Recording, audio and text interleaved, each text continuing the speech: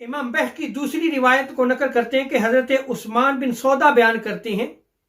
کہ میری والدہ گرامی بڑی عبادت گزار عورت تھیں، ان کا وصال ہو گیا تو میں ان کی ہر جمعہ قبر کی زیارت کے لیے جاتا، میرا معمول تھا ہر جمعہ میں ان کی قبر کی زیارت کے لیے چلا جاتا، اور وہاں جا کے میں تمام مردوں کے لیے دعائے استغفار کرتا۔ کہتے ہیں کہ ایک رات میری والدہ میری خواب میں تشریف لائیں اور فرمایا، اے بیٹے میری قبر کی زیارت کو ترک نہ کرنا، میری زیارت کو کبھی بھی ترک نہ کرنا، ہمیشہ میرے پاس آتے رہنا، اور میرے لیے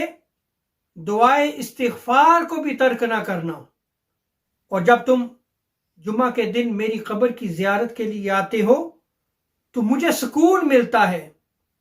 جتنی دیر تم وہاں رہتے ہو مجھے سکون ملتا ہے،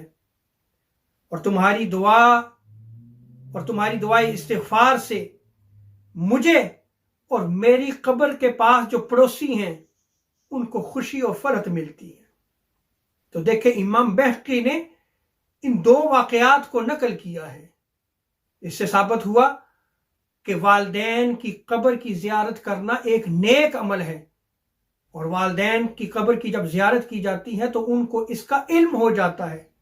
اور ان کی اولاد جتنی دیر اپنے والدین کی قبر کی زیارت کے لیے وہاں ٹھہرتے ہیں